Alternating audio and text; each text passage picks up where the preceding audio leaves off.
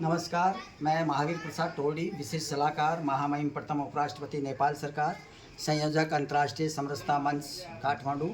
आज भारत यात्रा पर हम आए हुए हैं। इंडो नेपाल समरसता सोशल मिशन यात्रा के अंतर्गत जयपुर शहर स्थित अंतर्राष्ट्रीय समरसता मंच कार्यालय में आज हम भारत की प्रतिष्ठा, भारत की शक्ति, भारत के पंचशील सिद्धांतों को वैश्विक स्तर पर बढ़ाने के लिए आज हमने माननीय एवं प्रबुद्ध व्यक्तियों को 50 व्यक्तियों को चाय पर चर्चा करने के लिए मंच कार्यालय में हमने आमंत्रित किया है। आज सभी महीने जो विभिन्न क्षेत्रों में क्षेत्रीय सामाजिक कार्यकर्ता हैं, जिसमें डॉक्टर भी हैं, शिक्षक भी हैं, चिकित्सक भी हैं, समाज सेवक भी हैं, उद्योगपति भी हैं, सरपंच भी हैं, जनप्रतिनिधि भी हैं, उनको आज हमने चाय पर चर्चा की है। वसुधैव कुटुंबकम, ग्लोबल विलेज, सत्यम शिवम सुंदरम, भारत और नेपाल की वैदिक कालीन संस्कृति का पुनरुत्थान हो, भारत पुनः वैदिक कालीन जगत गुरु के आसन पर प्रतिस्थापित हो, भारत को सुरक्षा परिषद में वीटो पावर के साथ स्थायी सदस्यता मिले और अयोध्या को संयुक्त राष्ट्र संघ का मुख्यालय बनाया जाए। आज हम जानकारी लेते हैं और अभी हम जिन प्रतिभाओं का यहाँ पे पीले चावल देकर भारतीय परंपरा के हिसाब से हमने आमंत्रित किया है, उनसे हम जानना चाहेंगे कि आप किन किन क्षेत्र में हैं। हमारा सर, आपका बहुत बहुत स्वागत। आप अंतर्राष्ट्रीय समरसता मंच कार्यालय में पधारे हैं। पूरा विश्व अभी आपको ऑनलाइन चैनल पे देख रहा है। हमारे अंतर्राष्ट्रीय समरसता मंच इंडिया में 3 करोड़ 10 लाख व्यक्ति हमारे प्रेरक सदस्य हैं। आप कहाँ से पधारे हैं और किस क्षेत्र में हैं आप? मैं रेनवाल माझी सरपंच हूँ। वर्तमान में ये अपने माधोराजपुरा तहसील में पड़ता है, जयपुर जिले में। मैं सामाजिक कार्य करता हूँ। मेरा क्या बचपन से एक इच्छा थी कि अपन बड़े होकर कोई समाज का कार्य करें। इस वजह से मैंने राजनीति अपना क्षेत्र चुना और चुनने के बाद में मैं अपनी ग्राम पंचायत के लिए कई योजनाएं लेके आता हूँ। अच्छे अच्छे विकास कार्य करता हूँ ताकि उससे जनता तक, गरीबों तक, किसानों तक हर चीज़ समय पे उपलब्ध हो, हर चीज़ का पहुँचना हो। जी सर, सरपंच साहब, आप ग्राम पंचायत के प्रथम व्यक्ति हैं, तो ये जो सम्मान मिला आपको सरपंच का, ये विरासत में मिला या आपका इंडिविजुअल मिशन है? ये विरासत में नहीं मिला, ये इंडिविजुअल है। मेरे परिवार से कोई राजनीति में नहीं है। मैं एक पहला व्यक्ति हूँ जो राजनीति में है।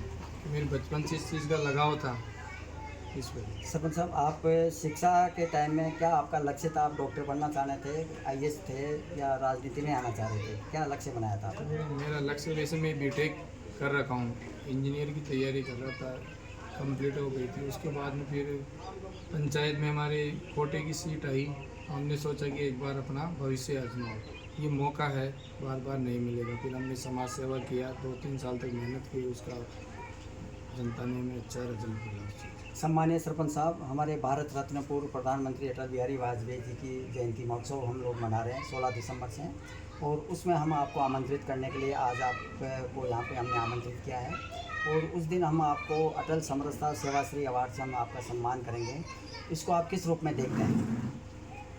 इसको मैं अच्छे रूप में देखूंगा वहाँ आके कि हमारा समाज का विकास हो, उस पर हम बैठ कर वहाँ चर्चा करेंगे इस बारे में कि किस हिसाब से अपने को आगे का भविष्य करना। जी, भारत की प्रतिष्ठा, भारत की शक्ति और भारत के पंचशील सिद्धांतों को वैश्विक स्तर पर बढ़ाने पर आपका जो ये अंतर्राष्ट्रीय समरसता मंच है, इसको अभी 192 राष्ट्रों की ओर से दुनिया का प्रथम विश्व रत्न अभिनंदन पत्र प्राप्त हुआ है। आप इस पर क्या कहेंगे? ये अच्छी चीज़ है। वो तो वहाँ उस चीज़ पे चर्चा करने के बाद में पता चलेगा अपने को किस हिसाब से कार्य करना। जी सर, आपके कार्यकाल में सबसे खुशी का दिन कब रहा? कार्यकाल में खुशी का दिन तो ऐसा कोई विशेष काम किया हो आपने ग्राम पंचायत में? हमारे सबसे बड़ा विकास कार्य मैंने खेल मैदान का किया था। वो काफ़ी सालों से अटका हुआ था और 2-3 को रास्तों का मैटर था, वो भी 50 साल 70 साल से अटका हुआ था। हमने उनको पूरा करवाया। बहुत खुशी हुई कि हमने भाई अपने इस पद पे आए, जनता ने अपने को चुन के यहाँ भेजा है, तो ये काम हुआ तो बहुत खुशी हुई थी। तो चलो अच्छा काम हुआ। सर, बहुत बहुत धन्यवाद, आपने हमारा आमंत्रण स्वीकार किया। जी सर, आप कहाँ से पधारे सर? सर, मैं हीरापुरा ग्राम पंचायत से हूँ। मेरा नाम गोपाल है और मैं माधोराजपुरा पंचायत समिति है जयपुर जिले की, और पहली बार सरपंच का चुनाव लड़ा। अच्छा, आप जनप्रतिनिधि का जो आपको सम्मान मिला, ये विरासत में मिला सरपंच का पद, या आपका अपना व्यक्तिगत मिशन है? सर, मेरा ये विरासत में नहीं है, क्योंकि मैं उस घर से हूँ जहाँ पे किसी तरह की आर्थिक और लाठी जिसको बोलते हैं वो दोनों ही नहीं है।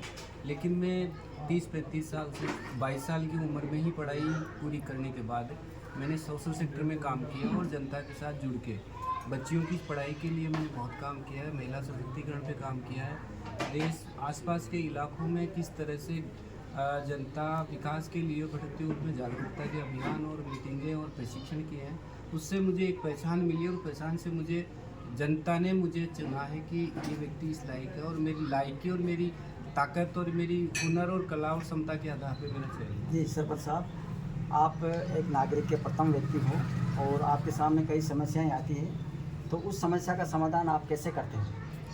सर, सबसे मूल मंत्र है समस्या का समाधान के लिए कि मैं मानता हूं कि जिनकी समस्या है उन्हीं के पास समाधान होता है।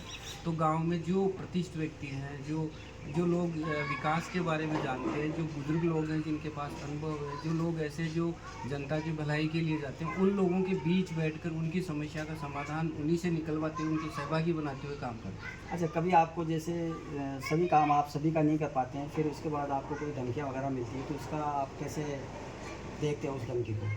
हाँ, ये सही बात है कि क्यों हर जनप्रतिनिधि हर व्यक्ति का काम को संतुष्ट भी नहीं कर सकता और ऐसे नियम भी नहीं कि हर व्यक्ति खुश हो। लेकिन ये धमकियाँ तो नहीं मिलती, लेकिन कमेंट्स आते हैं, विरोध होता है, कहीं पे लोग आज रास्ते चलते अपनी मांग करते हैं। लेकिन उसके लिए ये है कि जो योजना है, जिस तरह का पैसा जिस योजना के तहत है, उसके लिए मैं पूरा नियम बताता हूँ कि ये पैसा इस मद में आया है, इसके लिए हमें ये तरीके अब इस्तेमाल करना है। फिर भी नहीं होता है तो मैं आपके साथ हूँ, चलेंगे और काम करेंगे। सर, ये अंतर्राष्ट्रीय समरसता मंच का जो आपको आमंत्रण पत्र पहुंचा आपके द्वार पे, तो उस दिन आपको कैसे लगा? मुझे सुनते ही ये खुशी हुई कि मैं एक इस लायक हूँ कि मेरी एक नई पहचान के साथ कोई न कोई व्यक्ति ने मुझे चुना है। और दूसरा ये चाहता हूँ कि कोई व्यक्ति है जो हमारी पंचायत के बारे में और मेरे बारे में जानता है। तो मैं खुशी हुआ और मेरे घर वालों को भी बताया मैंने, यार मेरे पास एक लेटर आया, क्योंकि मैं 3-4 बार सम्मानित हो चुका।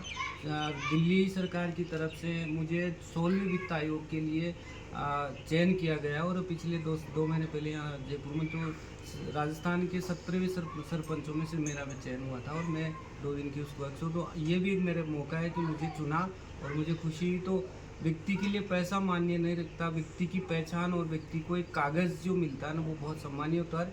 उसी कागज़ के लिए लोग तरसते हैं। बहुत बहुत धन्यवाद सरपंच साहब, आपने हमारा आमंत्रण स्वीकार